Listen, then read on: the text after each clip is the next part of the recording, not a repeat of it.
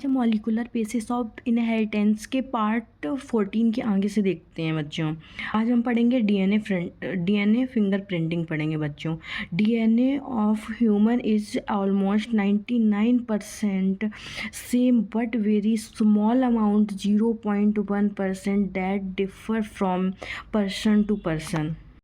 बच्चों हम देखते हैं डीएनए फिंगरप्रिंटिंग में उस डीएनए की बात करते हैं जो हम सब में डिफरेंट होता है, हम सब में डीएनए 99% जो होता है वो सेम होता है।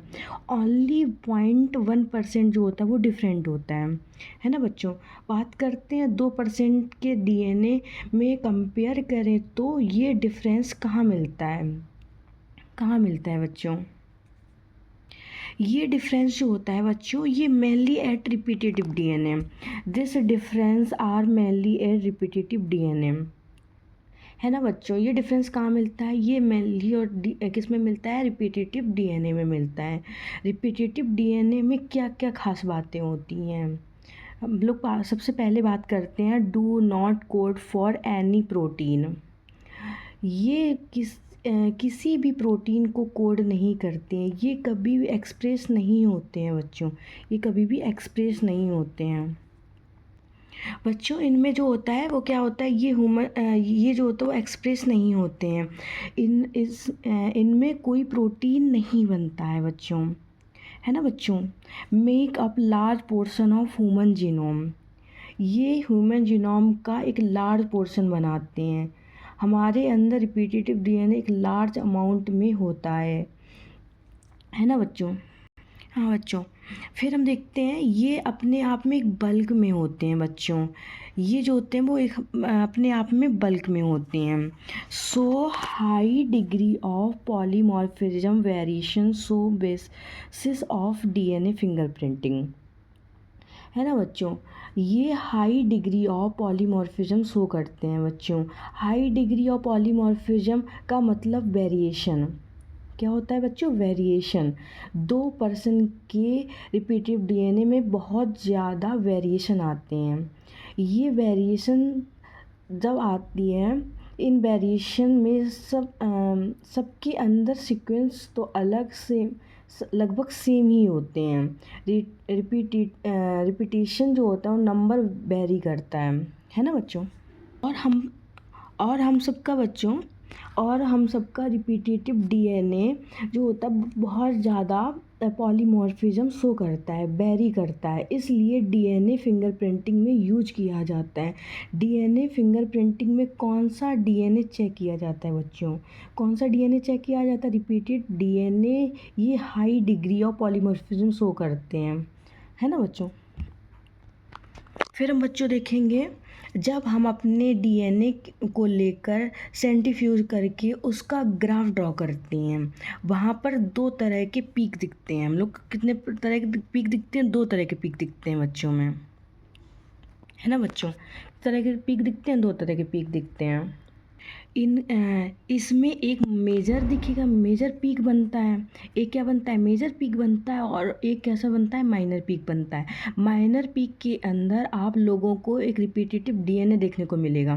क्या देखने को मिलेगा, रिपीटेटिव डीएनए देखने को मिलेगा, है ना बच्चों। Mainly present in minor peak satellite DNA. ये माइनर पीक यहाँ पर देखने पर ऐसा लगता है जैसे कोई सैटेलाइट बना दी है, इसीलिए इस माइनर पीक को बेसिस पर इसको कहा जा गया है सैटेलाइट डीएनए।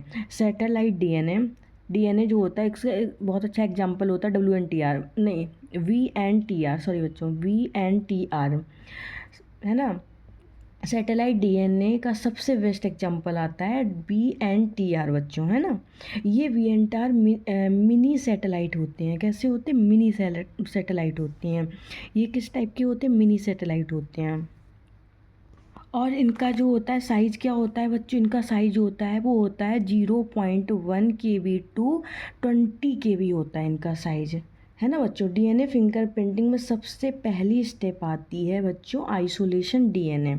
फिर हम ये पढ़ते हैं, ठीक है, स्टेप पढ़ते हैं, डीएनए फिंगरप्रिंटिंग के स्टेप पढ़ते हैं। सबसे पहली जो स्टेप आती है वो आती है आइसोलेशन ऑफ डीएनए। है ना बच्चों।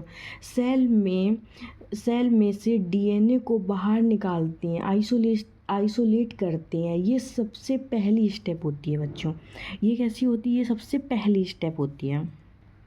जब बच्चों जब सेल में से डीएनए बाहर आ जाता है, उसको हम आरी से कट करते हैं। किससे करते हैं? आरी से कट करते हैं, मतलब restriction endonuclease, DNA cut by restriction endonuclease, उसको हम आरी से कट करते हैं। आरी से जो डीएनए को फ्रेगमेंट बने हैं, जब उनका सेपरेट करने के लिए यहाँ पर एक स्टेप चलाई जाती है ना बच्चों, उनको एक स्टेप चलाई जाती है, separation of DNA fragment gel electrolysis. Gel electrophoresis में जो डीएनए फ्रेगमेंट होते हैं वो अलग हो जाते हैं बच्चों, है ना बच्चों। फिर हम बच्चों देखते हैं डीनेचुरेशन ऑफ, फिर अगली स्टेप आएगी डीनेचुरेशन ऑफ एल्कलाइन मीडियम, है ना बच्चों। ये जो होता है अब तक डीएनए सब कुछ डबल स्टैंड था, ठीक है बच्चों।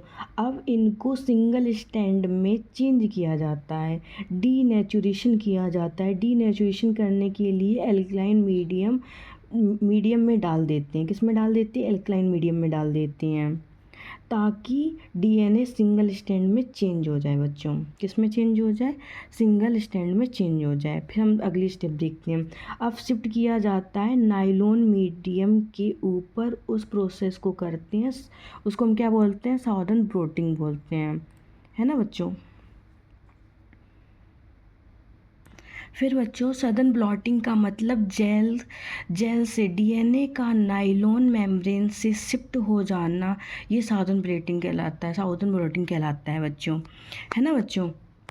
डीनेचुरेशन के बाद साउदर्न ब्लॉटिंग कहते हैं, है ना बच्चों। साउदर्न ब्लॉटिंग के बाद अब हमें रिपीटेटिव डीएनए को चेक करना है। किसको करना है? रिपीटेटिव डीएनए को चेक करना है। रिपीटेटिव डीएनए को वीएनटीआर को चेक करना है।